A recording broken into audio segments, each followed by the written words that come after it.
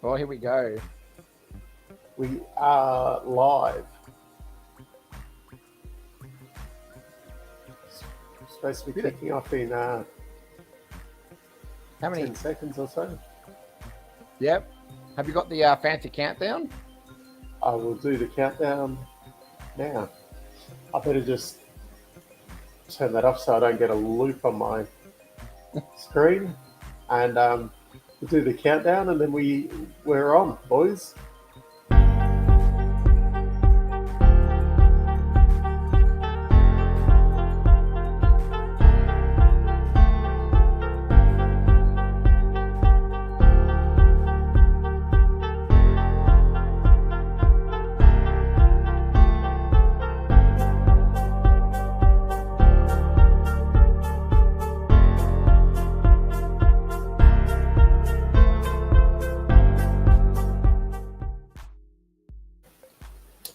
Good evening, and welcome to the Emilia Romagna Grand Prix preview.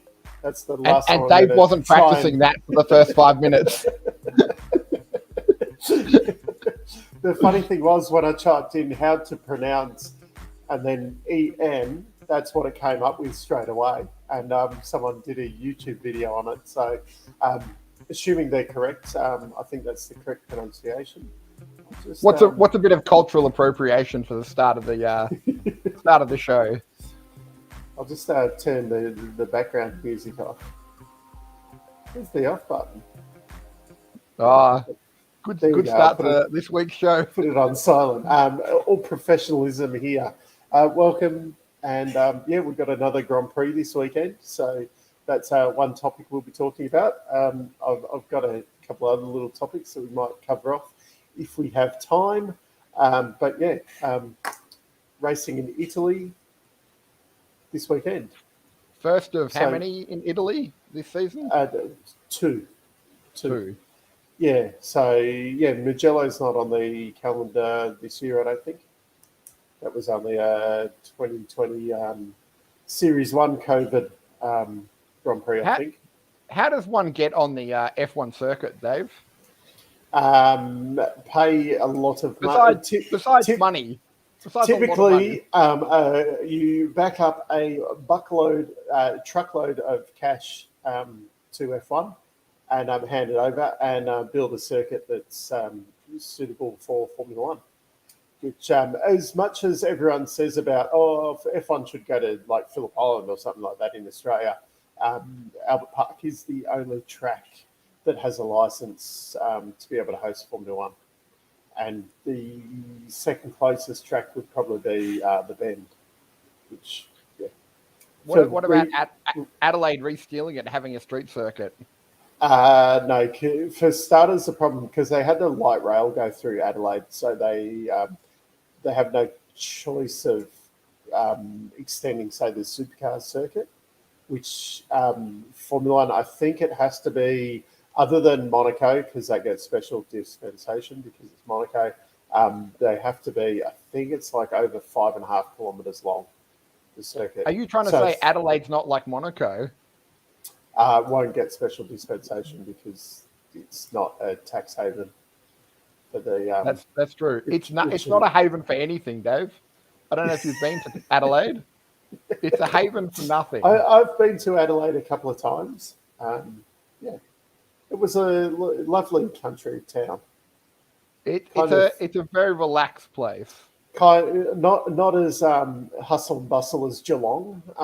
Probably a bit more like Ballarat or Bendigo, something like that. Yeah, a lovely place. So 2 Grand Prix in Italy this year again. This is the first one. Because of reasons, they're not allowed to call it Italian Grand Prix 1. And so we have not the San Marino Grand Prix. I know while we're offline, you did ask me a question about this is only the second time they've held this one. Yes. But they're calling it, because I think this is the region in Italy that the Grand Prix is in. So they, obviously for reasons, they can't call them both the Italian Grand Prix, so they're calling this Emilia Romagna. Previously, they have, there would have been 20 odd Grand Prix, I think, at this circuit, but they called it the San Marino Grand Prix. Oh, okay. Yeah, a bit like when Germany had a couple of, like, one, I think they called it the European Grand Prix once or twice, and the Liechtenstein Grand Prix of Luxembourg or something, and things like that. So because of, they can't have two Grand Prix in the same country. But for reasons they do, like 3 in the US next year. Is that because they're trying to desperately enter the US market and will do anything they can to bring it to the masses? Yeah, well, because F1's got American owners now, and they're Netflix fans. That's true. So, yeah, which, I mean, there was a lot of people at the Australian Grand Prix. So, yeah, it's definitely working. No more racing around in a car park in America. Yeah, well, they tried that. Apparently didn't go so well. Sounds like if I designed a racetrack, that's what it would be. Just back of dismal. Yeah. Yeah, well, yeah, some of the tracks have got a lot to be desired for. That's true. So, it's sprint qualifying this weekend. Everyone's thoughts? Well, I believe everyone's favourite, Ricardo, is excited again.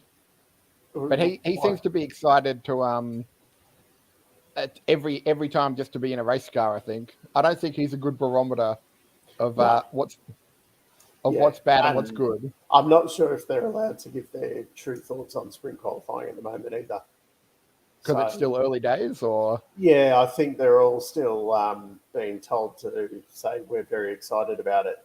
But they have changed it a little bit for this year. So instead, last year, the top 3 got points for it. So 3 for the win, 2 for second, 1 for first. This year, 8 points for the win, and then down like 7 for second, etc. 1 point for 8th position. So it will make a bit of a difference. Like, potentially the battle for 4th and that will mean something a bit more.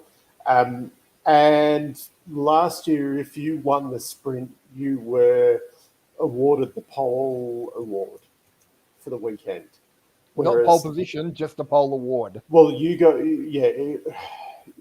had that weird situation like in Brazil where Lewis qualified on pole and then got disqualified from qualifying and then won the sprint race. So he still got pole, but then had to start from the back of the field again because of more disqualifications.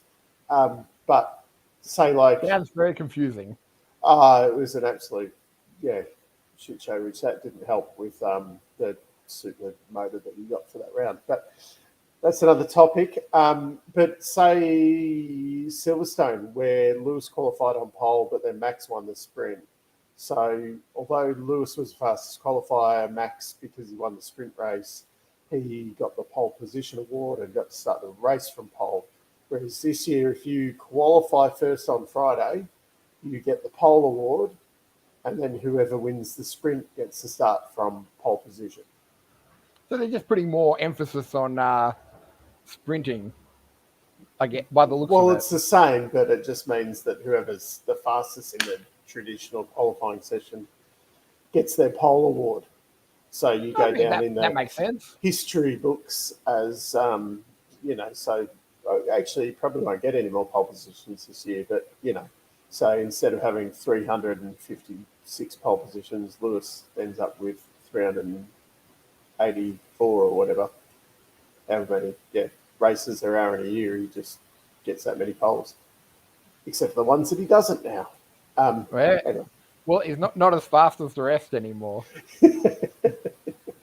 It's unfair. People have a better car than him. If only he had a car as good as theirs, he would win all the races. Dave, I say that every day. Every day. When the Tesla took me off at the lights, he only won because he had a Tesla. That's right. So, if he was driving an 8-year-old Mazda, maybe it'd be different. Get yourself a Tesla, and you can win all the traffic light Grand Prix. That's what I'm looking for. I want that pole position. You got to get the pole position off the lights, though. That's the problem these days. Anyway, there. I'm just lockdown traffic. Pole position every time. Hey, I actually have to drive around in it, and let's go back to that. A few comments there. Yes, definitely hope that the extra points help with the racing in the sprint, and hopefully the drivers do challenge a bit more in it, because there's a bit more at stake, I suppose. And like last year, really, if you're out of that top three, which the whole field was, so there was no point in trying in the sprint. Because it was pretty much two guys going for the win, and then Bottas for third. Whereas this year it's actually, I think with having a bit of a mixed up field, it'll definitely make it a bit more interesting. And the midfield as well, that seems to be switching a bit each week. Like, I mean, Alpine looked pretty ordinary in Bahrain, and then in Melbourne, they were very competitive. Same with McLaren. So you just kind of don't know where people are going to be each weekend. So I think that will help. I can answer Boovy's question. No, they have not. Even I can tell that they have not. I really hope they have. I'm calling it. One of them doesn't finish.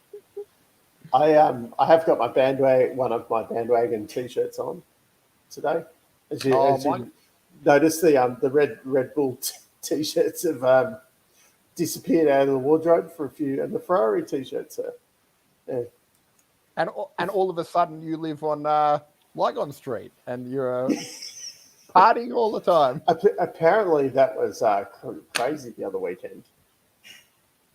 Oh, it always goes crazy. If Italy win anything on Lygon Street, they just drink some more. Delicious. So, predictions for the weekend. Which Charles Leclerc have we got to win this race? He'll do it for Italy. Best Leclerc. Yeah, I think it's going to be very hard to beat him this weekend. I just thought of the best name, Ferrari Leclerc, just like the dessert. I should be doing commentating. No, Ron. Although without Cyril there, they might have a chance. And I know Renault apparently are talking to someone about supplying engines. And I don't think it's just the Andretti thing either. So, because they need somewhere to put Piastri. And I think they realised they fucked up and signed Ocon to a long-term contract and can't really boot Alonso out when he's beating Ocon. But, yeah. Yes, Sainz 2-year contract. Maybe they might have signed him up for a lot of money, though, and said, would you mind not challenging the other bloke? Yeah. What did they say? Don't challenge? Yeah. Don't challenge your teammate? Yeah. Maybe he got like a Bottas contract. Like, you can have an extra few $1 million, but let's not rock the boat. It's interesting. If we were an F1 team, I would be the guy that doesn't challenge you. I'd just sit at the back. I will be your what was his name? The Ferrari Schumacher's mate. Yeah, I'll be Barrichello's. I'll just chill at the back. I'm happy where I am. I know my position. The problem is I'd still probably be early Max Verstappen and crashing, or the early Lewis Hamilton crashing into stuff. I'd be Webber. I'd have an engine problem every two races. Or I could be Hamilton and blame everyone else if their car's faster. Never me. Booby's going for Leclerc, Sainz, Russell for third. I see you going for the safe option. I assume Boovy's going for both Red Bulls blowing up. I told him. I told one of them's going to blow up. Only one though. I think they. Yeah. No, one this week. The other one next race. I think Perez might be getting the detuned engine that lasts the race as well. Max is getting the winning one that might not make it to the end. They need a little bit in the middle. Yeah. Just shoot it down a little bit. Yeah, I'm not sure if Red Bull has that attitude though. It's win at all costs. Do you think Ferrari's got their car set pretty much for the rest of the season? Oh, they'll develop. I don't think they can develop as fast as the other two, though. And it depends on the potential in the cars. Like I would assume that the Mercedes has a lot more potential than and the Red Bull probably does as well, going off what both of them are kind of like previously. Whereas I'd say the Ferrari's probably closer to the maximum, where they're only going to more tweaks or whatever. But how long do you think it's going to take for them to figure their... Because Ferrari seem to have a decent setup already. I'd suspect what will happen during the year, Red Bull will probably get on top, but then Mercedes will start coming on strong towards the end of the year, and then you'll find that Red Bull and Mercedes are stealing points off each other, and Ferrari will probably have enough of a lead. That they can kind of pick up those, fourth, fifth positions and still hang it out. Ron, I think it might be a bit not as bad as the Irvine and Barrichello contracts, but I think it might be a bit of a hey, we'll sign you up for 2 years with a bit more money and that, but let's not rock the boat. And Scotty, Piastri is too good to go to IndyCar at the moment. I'm a big fan of IndyCar, but I think Piastri needs a decent shot at Formula One. And Mercedes and Red Bull have less wind tunnel on that.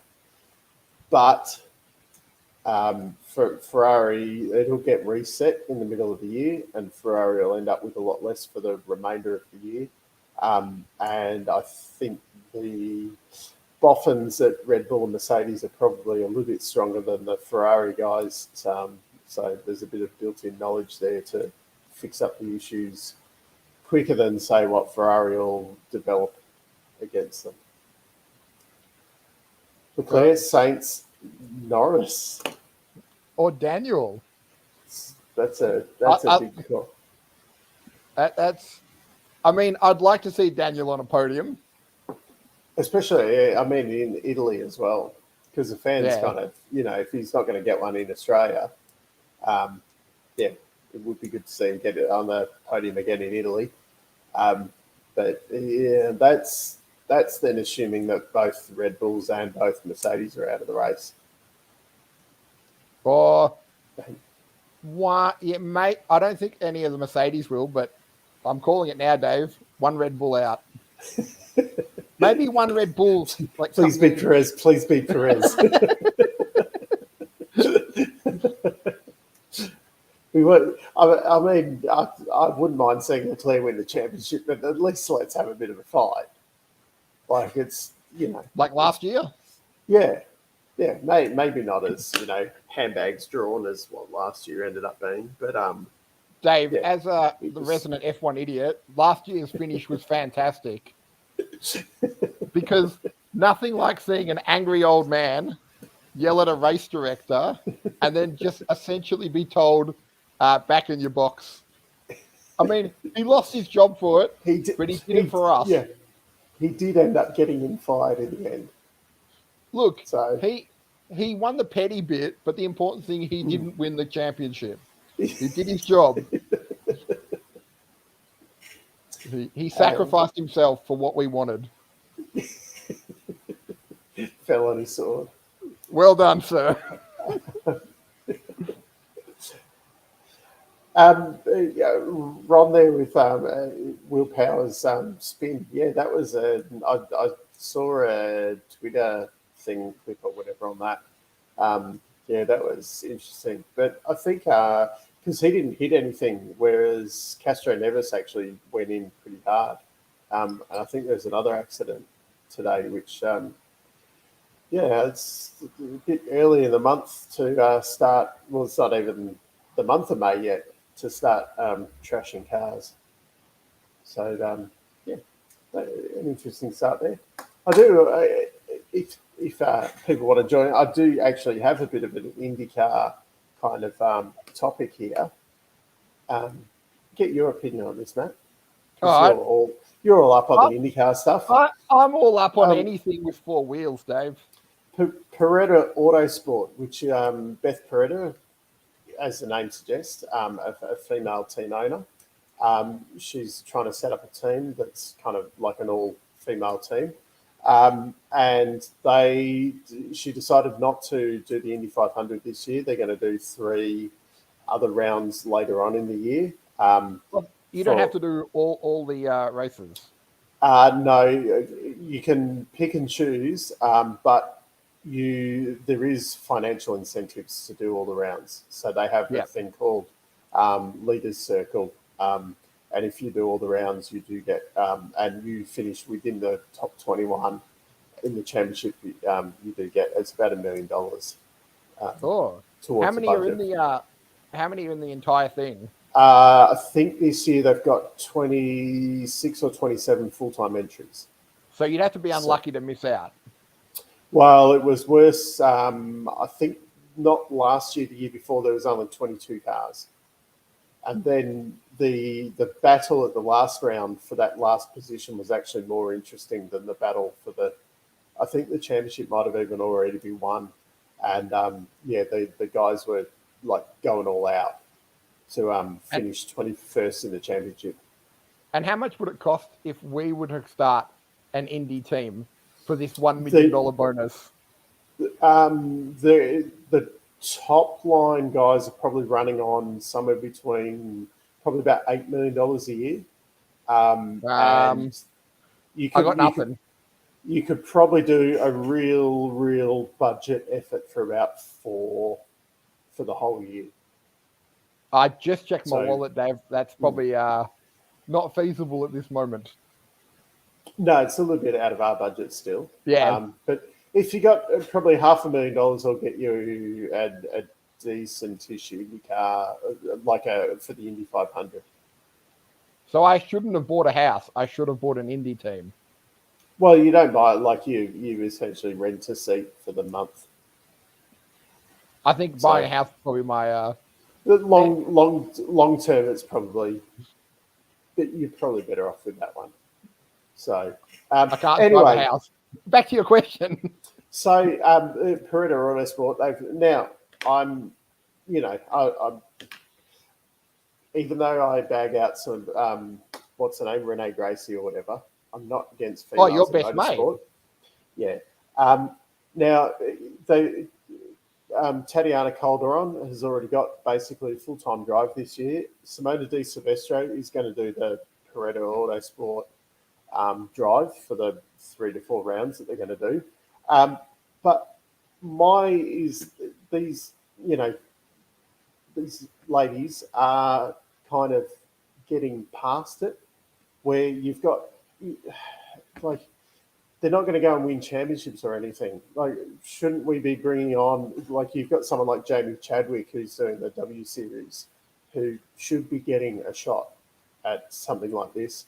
Like, should we be recycling, these female drivers when there is younger ones coming through that could potentially actually have a future in the sport?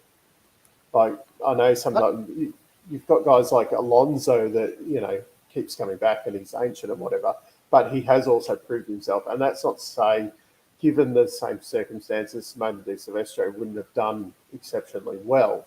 But at that point, with her results, shouldn't we be trying someone new for this kind of role? Could you have them in a mentor position more? Keep the older ones there, and then like they have for like soccer teams and stuff. You get the older players who are essentially near their end of their careers.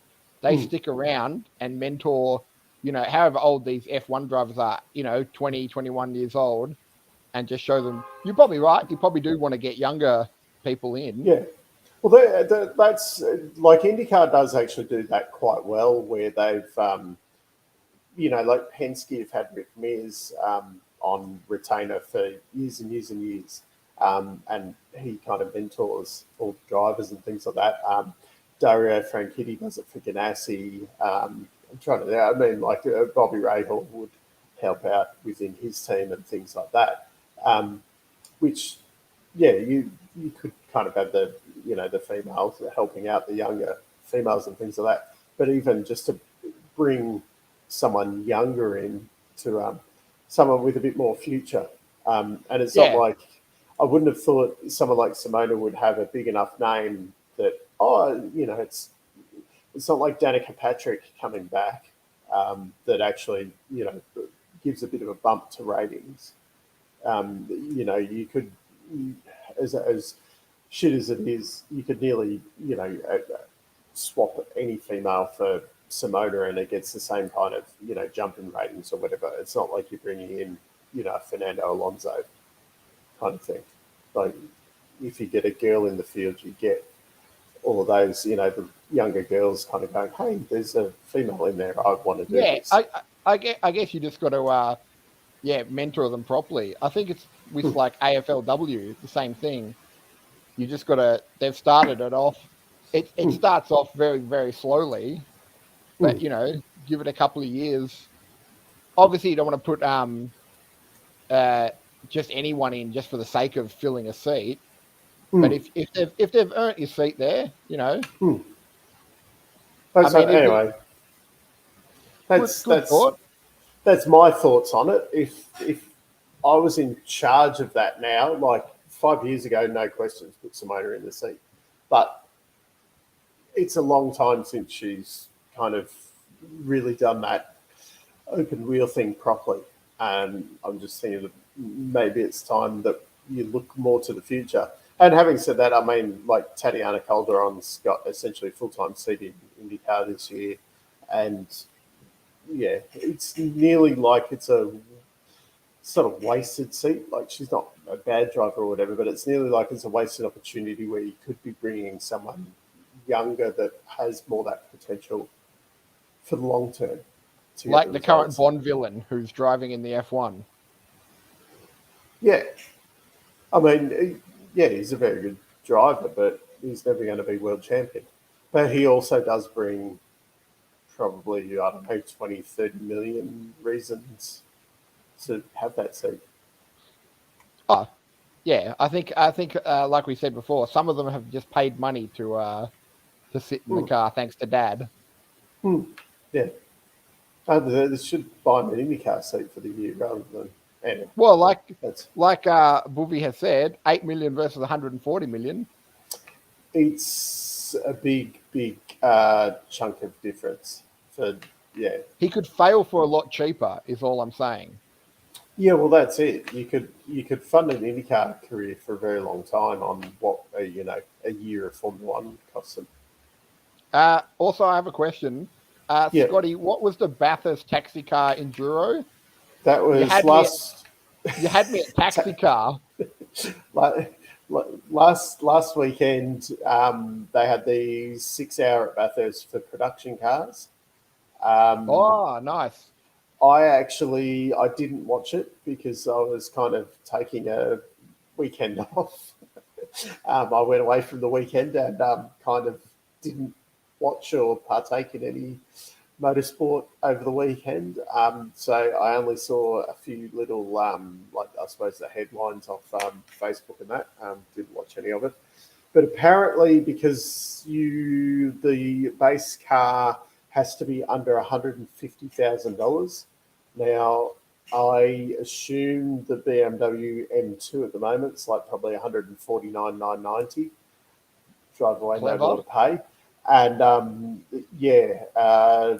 the team got disqualified from qualifying, so had to start 61st or whatever it was, and drove through the field to win the race. So, yeah. What's a Camaro go for these days? You can't buy them anymore, I don't think. But essentially, I think the manual supercharged ones were about 130 grand, I think. So that could have raced in the. Yeah, but I obviously wouldn't stack up against some of these other cars. But a few years ago, I'm not sure. I don't follow it that closely. So, but there was a lot of like WRX and Evos that would go for the win. So it must have been a lot cheaper what you could buy cars for, because you didn't have all these BMWs going for the win. You don't have COVID pricing, Dave. Yeah, well, there's that in there as well. But I know there's a lot of guys running around in like older, like BMW M3s and things like that, because they were previously under that 150 mark. Like if you have, I don't know, like a 2010 model M3 or whatever, but now the M2's apparently the car to have, so there'll be an influx of M2's for the race next year, I suppose. I don't actually know if there was any Supras. The new ones or the old ones? The new ones. Yeah, it'd have to be a new one, or else. Yeah, I mean the old ones are about 300k now, aren't they? They're ridiculous, right? No one's got. I think it was the list price when they came out new. Oh, because no one's going to take a 300k Supra out. You get that dented, that's done. Yeah. But as sad as it is, though, I mean, if you drove a car like that now, like there's no way it would, modern day BMW would blow its doors off. Oh, yeah. And let's not get into modified ones, because obviously for the race, it's supposed to be a production car, which is I'm finding out at the moment. If you modify the ECUs in these cars, they don't like it. So when they put there was a Mustang that was supposed to be in the race, but they had electrical problems in testing, and basically the car would just go into limp mode because the computer would say, "Oh, this isn't right," and put the car into limp mode. So they couldn't race it until they figure out how to stop it from going into limp mode. Did anyone have any, I don't know, small Mazdas, Dave? Maybe a CX-5, maybe a CX-3, There was actually, I remember years and years ago, there was actually one Mazda 3 MPS that partook in it a couple of times, and I think it actually dominated its category. I've heard people that own MPS are fairly cool and just generally. Definitely. But I do vaguely remember, I think, and it actually, because it was in the two-wheel drive class, and I think like it was ridiculous, and it actually ended up third in like the four-wheel drive class or whatever as well, for whatever category it was in or something, because that's how good they were. That's why Mazda make a good, reliable car. Yours truly bought one, and it was potentially the best car I ever owned. It was a good-looking car. It did a very good job. It did everything very well. But that's Emilia Romagna. I was going to answer Booby's question of the F1 night races. Don't they already have what's the one in the Middle East? That's raced at night time ish, isn't it? And Singapore's also raced at No, but he wants to put LEDs under the car. Boovy, you just want lights. You just want Tokyo drift lights. Fast and Furious style.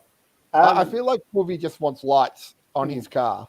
That would actually be pretty. We have seen a couple of supercars teams do that for the night races, which does look pretty cool. Full Fast and Furious drift spec. Draw some flames down the side of the car and bring hectic F1. It's what people want, Ron. While Lewis is going down the straight, he can just play on the laptop next to him and add in the NORs. And what is it? Danger to manifold, and then slam the laptop shut. Yeah, and the flooring or whatever falls out of the car or something, and that old rotary engine that turns into a piston.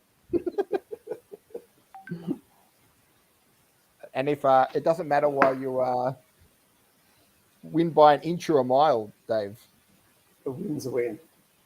Yeah. So for those 10 seconds or less, I'm free.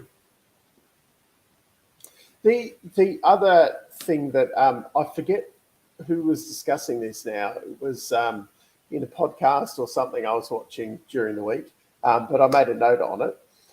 People discussing corner names on circuits. Now, I think giving them new names? No, well, it's very confusing when, say, like this weekend, there's a very famous corner on the circuit, Tamburello corner. And then I think there's Acqua Minerale is another corner, and Variante Alta. Oh, yes. It's really racking my brains here. But there is some famous corners around there, whereas you go to somewhere like Albert Park and it's like turn 1, turn 2, turn 3. Whoever was discussing this, they were saying they don't like going to these older style circuits that have actual corner names because apparently it gets too confusing because they don't know, they'd prefer Tamburello to be called, turn 1 or whatever. Hey, Dave, do these people also tell young people to get off their lawn? Well, they could do. I can't remember where I was watching this. But yeah, they didn't like the idea of corner names. And I think it adds a lot more character to the circuit. Like turn 1 sounds boring. Oh no, turn 1's okay, but I think every other turn could go with a name. Yeah, but see, turn 1 at Belgium, or you say La Source. I think turn 1's only good when you can say Lewis Hamilton took out Max Verstappen turn 1, and you're like, oh, that was pretty early on. Oh, that's gonna be costly. If you say everyone who's actually they were part of the discussion was that it's hard for like the Netflix fans to understand when you're talking about obviously if I say La Source, you don't know what that is. But I'm sure there's French for tomato sauce. A few people in the comments here probably know exactly what I'm talking about. Or if you say like Rouge, I'm not good at pronouncing things. Or Tamburello this weekend, things like that. Parabolica, Maggots Beckett's, things like that. I just think it adds a lot of character to and I don't so much like say if Melbourne went around and they named the grandstands after Centre S, there we go, another one, but say Melbourne names you've got the Clark stand and the Centre stand and all that kind of stuff. I wouldn't like to see Melbourne go around and go, oh, this is the Centre corner or whatever, just for the sake of it, or Weber Straight.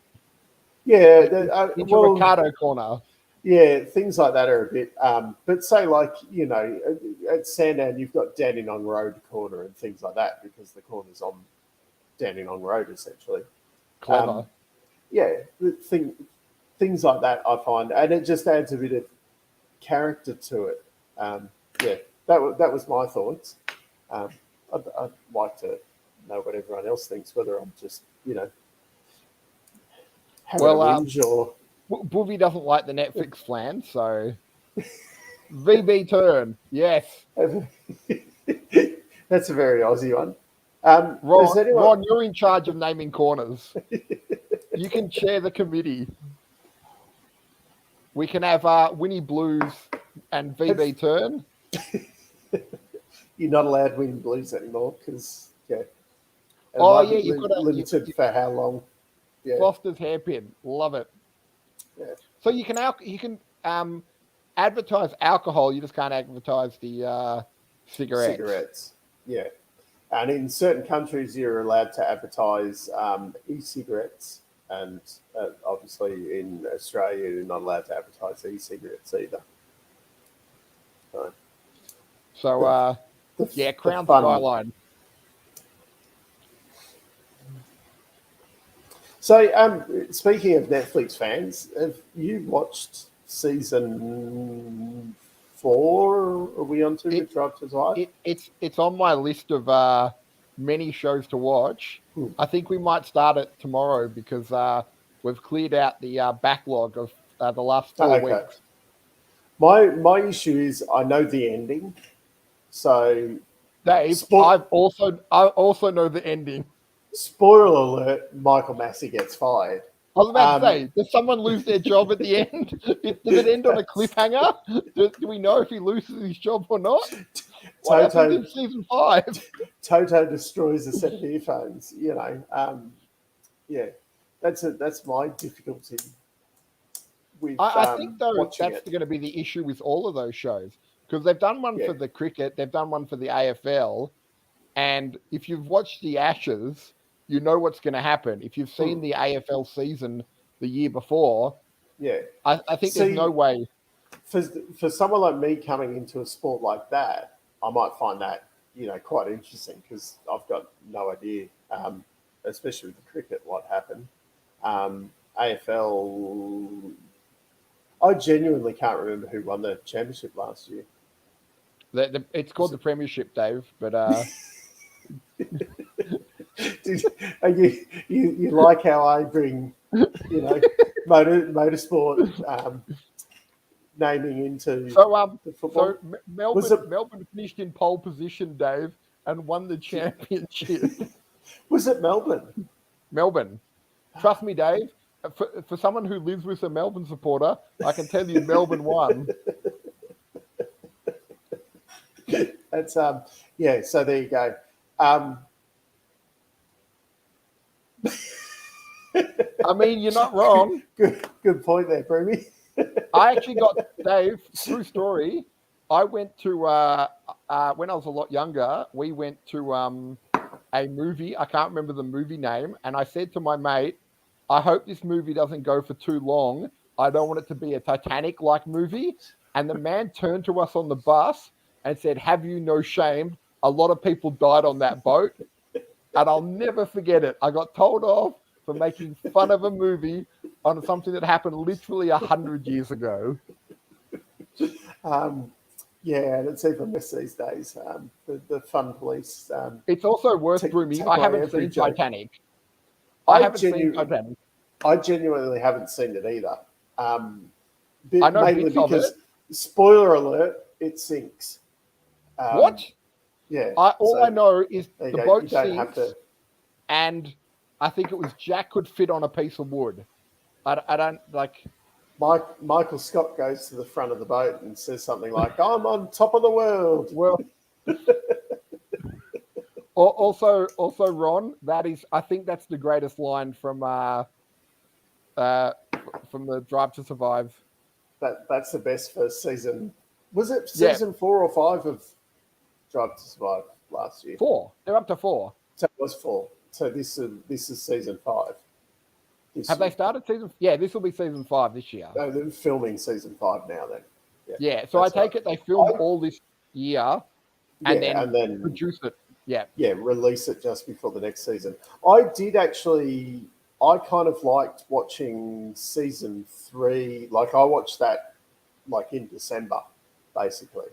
Watched the rest of season 3, and it was kind of good, like because you see how things have moved on so much, and you were like, "Oh, I remember that from season 1 of COVID and things like that." Memories. Because they're going through all of that. So maybe I might wait for season 4 after everything that's happened this year, and then watch it again after the season. Are you telling me, Dave, you haven't seen season 4 either? No. So should we watch it and then we could do a special where we review season 4? We could do that. Do we wait till the end of the year to do it though? So it's a real, like timely, Drive to Survive view. Well, you're the producer of this show. I'm just the. God, am I the producer? No wonder I, it's. I mean, I'm not going to lie. I'm pretty good at watching Netflix and streaming TV. I have powered through a lot recently. Just on Ron's comment there, we kind of had that with the inside line thing where they followed around Erebus in 2019, I think it was, and then they followed Walkinshaw around in.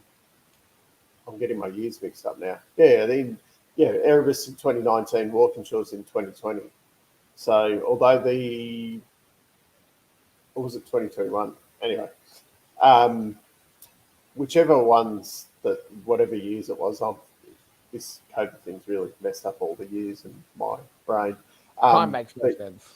Yeah, I was a little bit disappointed in the one they did last year because I think it was only 6 episodes. It was very, it didn't go very in depth and it was very kind of quick. I thought they would have stretched it out over a few more episodes. And it wasn't, I don't even think it was like 6 episodes of an hour or something. I think it was 6 episodes of about 40 minutes. So, I was a little bit disappointed in that. So they're doing Triple Eight this year, aren't they, Max?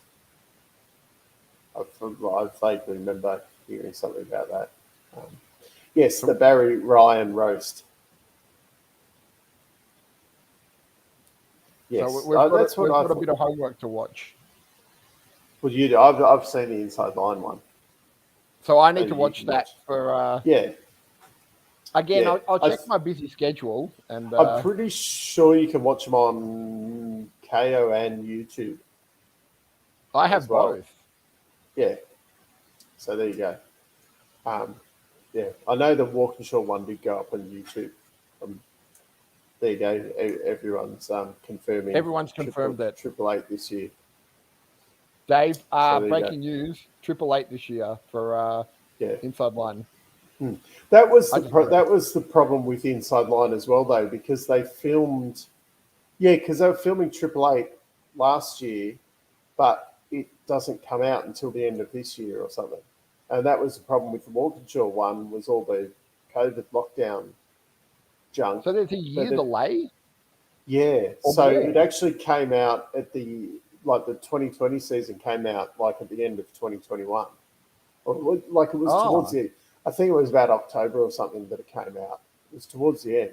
So it's whereas like the Netflix Drive to Survive is out actually, like as a lead into the next season. This was kind of at the end of which for someone like me, when you know the ending, it's not so bad. And then, you do kind of look back at like the Walkinshaw thing last year. They were talking about the new rookie in the team who just got the arse at the end of his second year. So the timing was a bit, you're like, oh, it's funny all the things that they were saying about him at the start. And then, 18 months later, they've just given him the arse because they signed someone he wasn't doing good enough for. So things like that, things like that are a bit interesting. It's like, Dan gets on Drive to Survive and says how much he loves being at Renault and stuff. And you're like, wait a minute, didn't you take all the many, many millions you got paid and run off to McLaren? But yeah, it does make that interesting. So I've covered off all my notes for this week already. So has anyone got some questions for us that we can actually answer? I'll answer any question. I don't care. Yeah. I'd like to know what the noise is going on in the background at your place. That'd be traffic. Like car horns and all sorts of stuff going on. It seems to be after lockdown, everyone's decided they're going to go outside. And because they're allowed to now. Yeah. Yeah. And they don't have to exercise. They can just do drive cars and stuff. Well, you go wherever you want. Yeah, I don't know if you've noticed, but after lockdown, no one rides their bicycles that they bought during lockdown. I went out for a ride last night and it was amazing. It was so nice and quiet. It didn't help that it was great, freezing isn't it? cold, wet, and dark. But yeah. Any more races this year? Yes, hopefully I will be at Sandown at least. And some exciting things happening there. Hopefully because I'll probably be a bit more cheeky with my access at Sandown, and I may have been offered a ride in the car if they haven't got anyone more important there. Like me. Well, as I was told, if someone, that's paying us many millions of dollars to have their name down the side of the car is there wanting a ride, you don't take precedence over them. So, and I went, yeah, fair enough, because I'm only an idiot on the internet criticising you. So there's no Dave Mobile on the side of a car, is what you're saying? Okay. No. I might, if they had metal, I might try and, sneak on one of my magnets. It will probably be a Super 2 car, Andrew. Probably Seaton or Royal Harris. So, yeah, I'm not important enough to get a run in a main game car yet. So, keep liking and subscribing, and maybe one day, I'll have enough pull out there. Are there any more races in Melbourne this year? So Sandown as well, and then Winton. So a road trip to Winton. Actually, I'm just trying to remember if Winton got the arse or whether it was back. Yes, I think it is back. Well, the difference is Sandown's got the Super 2 running there, so there's more chance of getting a run in the car and that. But yeah, I wouldn't mind going down to Winton as well. It just depends with everything else going on around here at the moment, as we've hopefully we will be building the house very soon and things like that too. So that's some life junk sometimes has to take a bit of precedence over. Being an adult sucks, Dave. And responsibilities.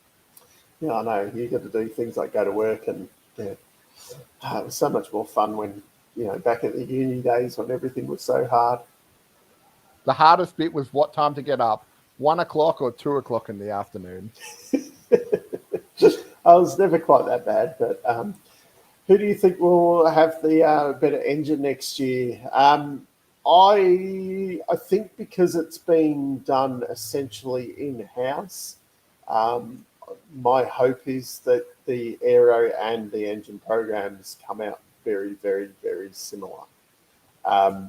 You won't have the same kind of as previously where, Penske goes off to America and, does a lot of special aero testing and, pushes the rules to the absolute limit. I think, it should end up being you got the same people designing the aero kits and that for each car and doing the engine testing and that, so it should level it out. Famous last words. For those who don't fully get, Dave, what are the new design differences? So next year for supercars, they go to a totally new car platform, essentially. Oh, the new Gen platform thing that they've. Yep, Gen 3. So in simply, like the car of the future cars are very similar, but this is bringing it even more similar under the skin.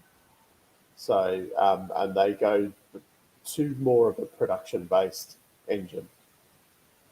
Is it still essentially Ford, Holden, or Chevrolet? Yeah, so to be Ford versus Chev, but instead of them both having very, very highly strung old school 5-litre engines, Ford will have a 5.4-litre Coyote engine that's essentially in the Mustangs, and the Chev engine will be similar-ish. It's an LS derived.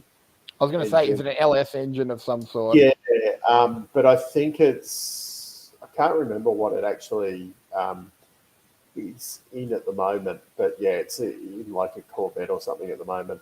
I'm not, my engine knowledge isn't as strong as what some others around here would be. Oh, I Mad only Cow just Mark. got the reminder, What? Mad Cow. Well, for You've met next a lot of. time, the plan is 8 p.m. on Thursday nights moving forward, except for those odd weekends or the odd weeks like last week where I was away on Thursday night. So, except for when we can't do it on a Thursday night, Thursday So nights 8 p.m. is the essentially, game. when Dave feels like it and tells me change your plans, it's on Tuesday. Yeah. Unless you want Matt to come on by himself when I'm not around on Thursday night. I mean, who wants to hear the ramblings of an idiot for 1 hour? If that's what the fans want, yeah. Or if anyone does want to join us, we're open to having guests on here as well. If you think you have more F1 knowledge than me, which is essentially everybody, I think that's everybody in the comment section. I think that's most people here. There we go. See, Boogie's down with it. So, which is the Boogie? What's the 5.7 based off? Because it's not based off because the LS1 was 5.7, I think, but it's not an LS1, is it? But I think it's weird. Like they've got heads off something else, and it's not. It's the typical kind of Triple Eight have got involved in it, and stuff's moved around. It's not just like you get the LS3 or whatever and chuck it in the car. Where I think the Ford is a bit more straightforward. Coyote 5.4, bang in the car, put an exhaust on it, and off you go. Put in a tune and off you, drag them off the lights. Oh, so it's essentially the same engine I suggested to put in an old Golf, which was shot down by my lead car engineer. Yeah, exactly. Yeah. So there you go. Made from LS Gen 3 4 parts. Fair enough. The Gen 3 makes sense because it's the Gen 3 car. And I also found out synergies. LS1s are very expensive now. Yeah, the COVID tax. I had a really great idea about doing, like a fancy coffee table, like for the new place. But apparently, just to try and find an engine block that looks, relatively good. I'm not asking for much, even, like a 308 or something like that. I've seen maybe an RB30 Nissan. An RB engine for cheap, Dave. Even I know you're not buying one of them for cheap. But apparently you can't just go down to the wreckers and buy $100 motors anymore. You might be able to if it was like an Ecotech or something, but who wants that? Are you thinking an engine like in Top Gear? They used to sit around. Yeah, do something kind of like that. But yeah, apparently it's quite expensive to just get a block from somewhere nowadays. So can't you just go to pick a part and just pick a part? Yeah, I want something that actually looks reasonable. As I said, I don't just want an Ecotech V6. I think what's wrong with just going to a what's the AU engine? There must be a lot of old taxis lying about. Yeah, because that's a real sexy looking block. That or you get the 1.4 litre Mazda engine. It's about that big. And you can put a tiny bit of glass on top. I want a coffee table. I mean, if I was only going to put, one bottle of water on it, that'd be fine. But yeah, you just get a little Mazda engine and it sits here. Maybe if I got 4 of them to be, and then a big bit of glass. One leg each. What about if you got 4 pistons and had 4 legs? They'd have to really be pistons, though. You can rotate. Close-up view, I can't do my hand gestures. Yes, Barrett engines are in huge demand. Everyone wants a Barrett engine. I saw a video where the Americans were talking about it and doing Barrett swaps in their cars. Yeah. Over there. I was like, Jesus. So, anyway. That's not good news, Bad Cow Mark. Realised in pit lane reminder of... Dave, you need to talk to YouTube. Yeah, I'll send him an angry letter and go, you know, Look, my channel with 17 subscribers on it at the moment. that's pretty good. It's not bad, considering where we began. Although everyone, I think, is still watching off the Supercars Talk channel. So there we go. I think, Dave, we need to go to pick apart one day and find a good engine. I haven't been there for years, and that's sound like a lot of work actually removing it myself. Yeah, you do all the work. I can't remember the ad, but it's essentially you bring your tools and do all yourself. The work. Yeah, bring your tools and do it all yourself. What was the next line? Pick carefully because there's no warranty. But as I've been told, it's now pick carefully because now there is a warranty. If you pay extra, I think. Yeah, and it's I think there's two prices. Because there's one in the northern suburbs, and is that a pinch apart or is that someone else? Because a few different ones around. That was a pick apart. I remember getting parts for the old Meteor. There you go. Bring me four-cylinder engine, $350. Yeah, but I want to do like a cheap coffee table, and as I said, I would like something that looks like a reasonable engine. You know, as I said, and probably an RB30 would be the, you know, least cool looking, and then, you know, something like 308 or something like that. Gumtree, Dave. That's a good idea. Campbellfield. That's the one. There we go. Freemies knows where the hell are. Sounds like Freemies been on a lot of rides. I think he was at one of those very recently. Just I think the little parts you could always accidentally leave in your pocket. I don't think an engine block, Dave, you could no. You know. Yeah. I think I'd need to get an engine crane and things like that if you were pulling out a pinch apart. And then you'd have to carry it to the car. Yeah. I need a car to transport it and thinks, Jesus, is getting... This table of yours, Dave. This is a big operation. This sounds like a lot of work. Yeah. I go back to the drawing board about doing a coffee table. I might get 3 bits of wood and, slap one up together myself. Dave, I've got another idea. You just get a pallet and you turn that into a table. That would definitely be a lot easier. So, and then over time you get your engine block. Maybe. It could be a long-term project. I'll wait until the COVID taxes disappear. Or we're all driving electronic Teslas. And, no one's got any need for cast iron blocks. That's true. Or it sounds like Broomy's got this all sorted. Maybe I think Broomy's a frequenter to pinch apart, I think.